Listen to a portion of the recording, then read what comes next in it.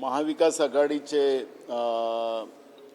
आम्ही महाविकास आघाडी म्हणून आम्ही एकत्रित काम करतो आहे आणि ज्येष्ठ नेते शरद पवार साहेबांना राज्यसभेला पाठवलेलंच आहे आम्ही सगळ्यांनी मिळून. त्याप्रमाणे आता 2 आमचे उमेदवार विधान परिषदेमध्ये जाणार आहेत. त्याच्यामध्ये उद्धव ठाकरे साहेब स्वतः येतील तर आम्हाला आनंदच आहे. ते तर निवडून जाणारच आणि काँग्रेसचा एक विधान परिषदेमध्ये आमदार निवडून जाईल. असे 2 आमदार आमचे निवडून जातील. सर पण एक प्रश्न असा होतो की काँग्रेसचं संख्याबळ असताना सुद्धा काँग्रेसच्या वाट्याला सत्तेत कमी सहभाग मिळतोय असं दिसतंय. राज्यसभा पण तुम्ही पण त्याग केला पण तुमचा त्याग कोणी बोलत नाहीये. नाही, मूळ प्रश्न आहे की जेव्हा आम्ही कोणाला मदत करतो त्याला आम्ही त्याग केला असं नाही म्हणता येत. आखरी अलायन्स म्हटलं तर आम्हाला एकत्रित काम करावं लागतं आणि एकमेकालाच मदत करावं लागतं आणि अलायन्स म्हणूनच सत्तेतलं जो माज आलेला पक्ष आहे त्याला जनतेसाठी काम करायला भाग पाडणं हे आमचं कर्तव्य बनते आणि म्हणून आम्ही तिघही जण महाविकास आघाडी म्हणून एकत्रित काम करतो आहे.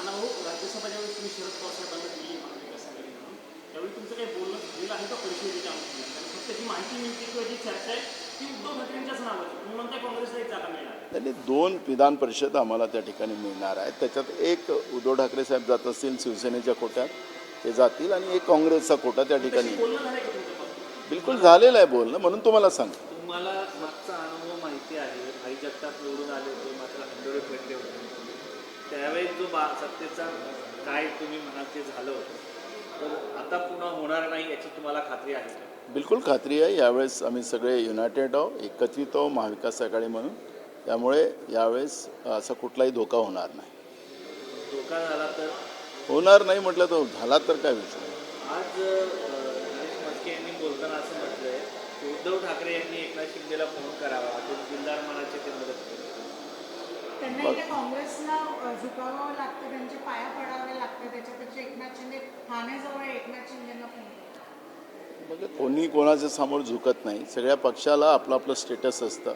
त्यामुळे अशा पद्धतीचं वक्तव्य करणंच उभाटाच्या कुठल्या नेत्यांनी शिंदेच्या सेनेच्या एखाद्या नेत्यांनी हे चुकीचं आहे. एका ज्येष्ठ नेत्यांबद्दल अशा पद्धतीचं बोलणं हे काही महाराष्ट्राला भूषणावं नाही. नरेश मस्के असंही म्हणताय की ऑपरेशन टायगर हे राज्यसभेमध्येच होणार होतं. आता राज्यसभा निवडणुकीमध्येच होणार होतं. उद्धव ठाकरे यांच्या पक्षाचे काही आमदार फुटून आत्ताच राज्यसभेला आमच्या उमेदवाराला मतदान करणार होते पण शरद पवार असल्यामुळे आम्ही उमेदवार दिला. मला कळत नाही यार. मला जे गोष्टी करू शकला नाहीत तुम्ही आणि त्याला आता फुसका बार सोडायची गोष्ट करत असाल तर मला त्याच्यावर वक्तव्य करायचं नाही आणि तो काही आज माझ्यासाठी इश्यू नाही. नानाभाऊ, अलीकडच्या काळामध्ये अनेक वेळा चर्चा असतात की नानाभाऊ हे भाजपमध्ये जाणार. खरंच तशी काही ऑफर आहे का? आणि बघा, मी परवा विधानसभेतही या विषयावरची BJPच्या लोकांनी मी बोलत असताना त्या पद्धतीचं बसून बोलले आहेत आणि मी त्याचं उत्तर दिलं.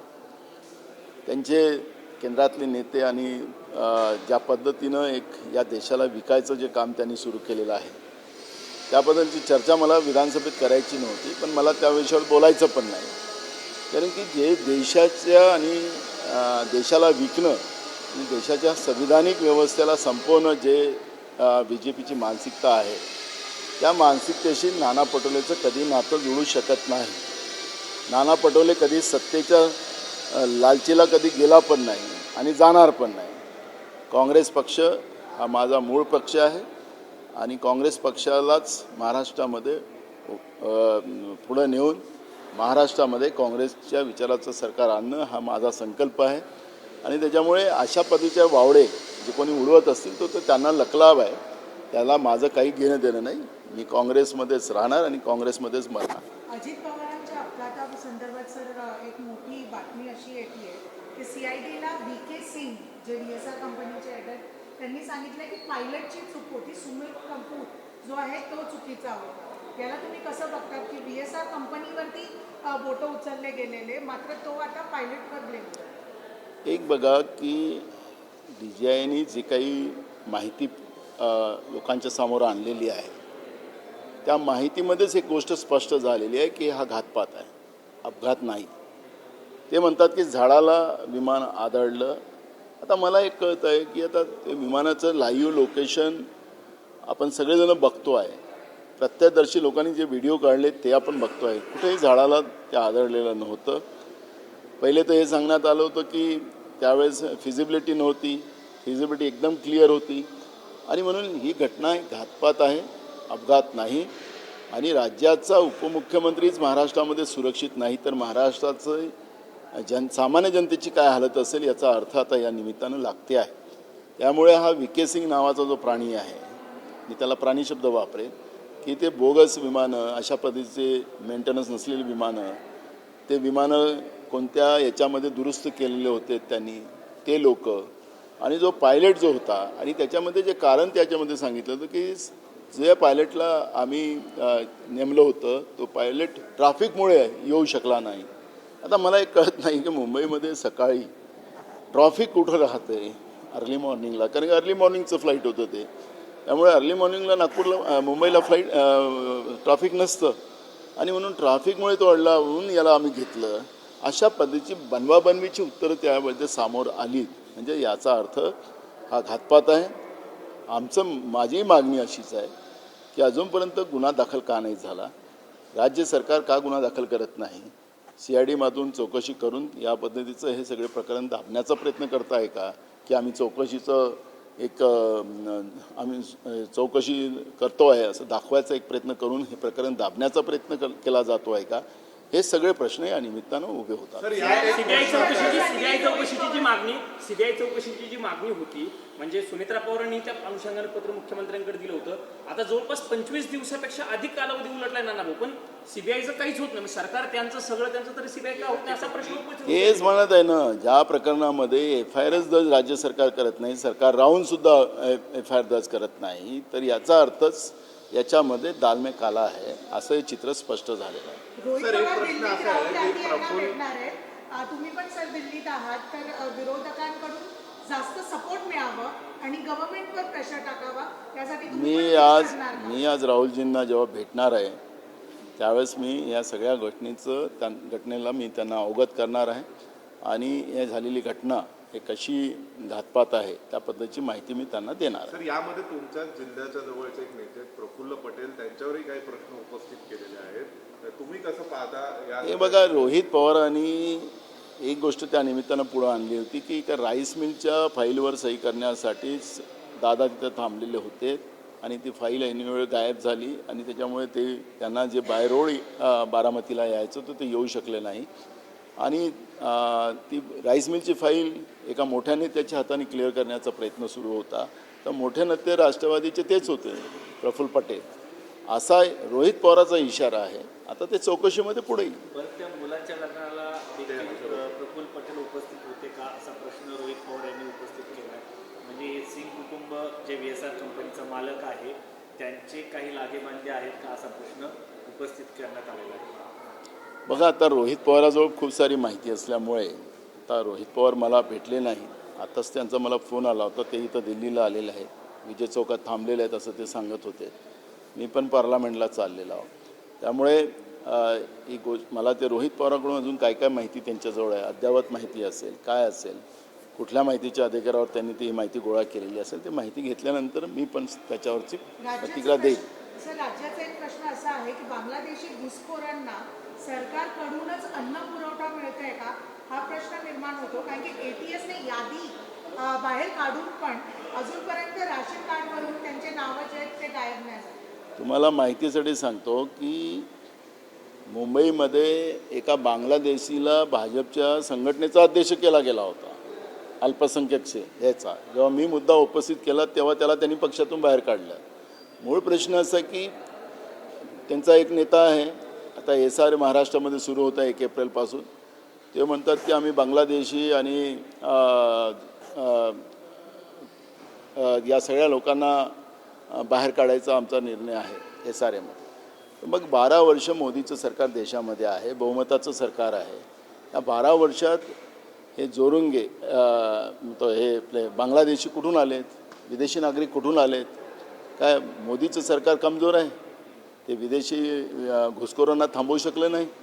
आणि त्याच्यामुळे जसा तो प्रश्न आपण ATSने निर्माण केला की त्यांना अन्नधान्य वगैरे देण्याचं काम आहे. ते मग हे सरकार महाराष्ट्रामध्ये फडणवीसाचं, एकनाथ शिंदेचं सरकार काय झोपलेलं होतं. त्यामुळे निवडणुकीच्या काळामध्ये बांगलादेशी आणि मुस्लिमांचा विषय आणायचा आणि मग त्या आधारावर हिंदू मुसलमान निवडणुका लढायच्या, हा अजेंडा जो भाजपचा आहे तो या निमित्तानं पुढे येतो. आणि दिल्लीत काय कारण आहे, कोणाकोणाच्या गाठीभेटी? मला काही नाही आहे. मला आज पारिवारिक भेट सोनिया गांधीजी आणि राहुलजी बरोबर, प्रियंका गांधीजी बरोबर आहे. माझे सगळे मुलं मुली आणि आमचे जावाई सगळेजण आम्ही आलेलो आहोत आणि त्यांना एक पारिवारिक भेट आज आमची त्यांच्याबरोबर आहे 4:30 वाजता. त्यासाठी मी दिल्लीला आलो.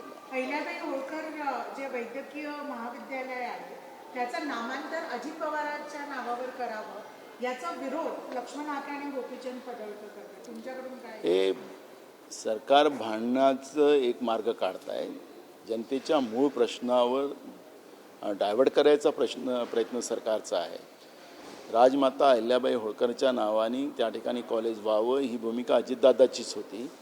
पण आता सरकार त्याच्यामध्ये एक नवीन पिल्लू काढून हाकेंना काम द्यायला निघाले असतील तरी बाग वेगळा आहे. त्यांच्या नावाने एखादं पुन्हा एक मोठं काही इन्स्टिट्यूट उभं करता येते का, हे सरकारने प्रयत्न केला पाहिजे.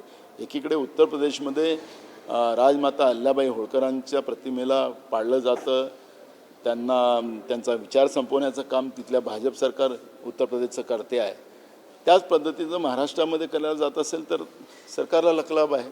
पण हे गंभीर बाब आहे. अशा पद्धतीची घटना होता कामा नये. पटरासाळीचं पुनर्विकासाचं काम 18 वर्षांपासून रखडलं आहे. अजून काही मुदत मिळाली नाही आहे. आरोप सगळा आमदार विद्या ठाकूर आणि सुनील प्रभूंवर दिसून येतो. बघा, आता मुंबईतलं प्रकरण आहे पत्राचाळीचं, त्याच्यावर मोठ्या प्रमाणात अनेक केसेस पण त्याच्यामध्ये झालेले आहेत. जमिनीमधले तिथले प्रॉब्लेम पण त्याच्यातले काय काय झालेले आहेत ते अनेक प्रकरण आहे.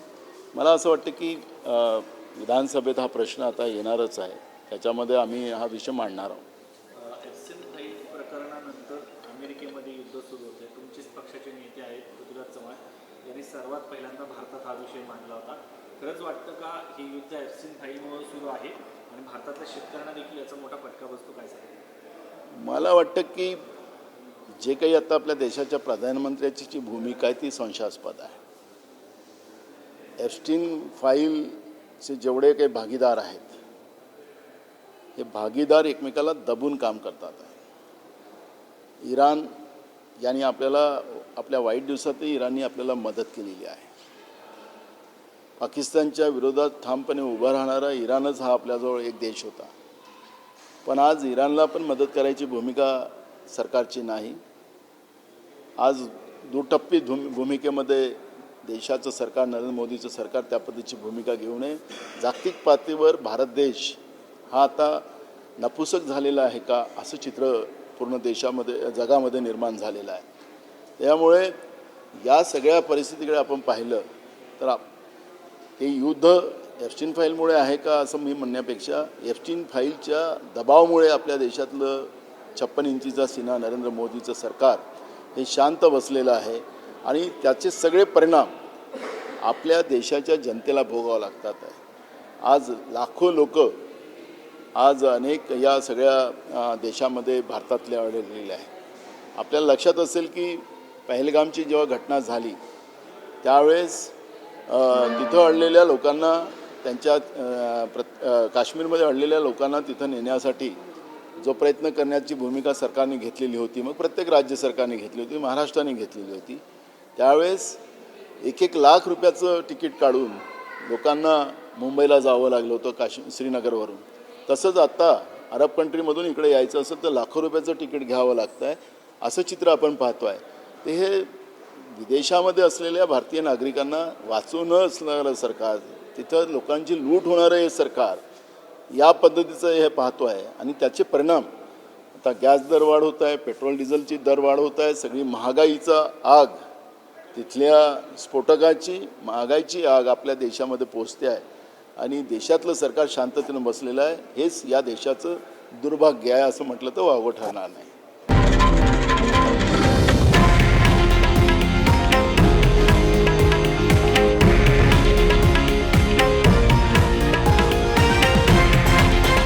हे आहे देशातील नंबर 1 न्यूज नेटवर्क आणि आपण पाहत आहात TV9 मराठी, एकमेव.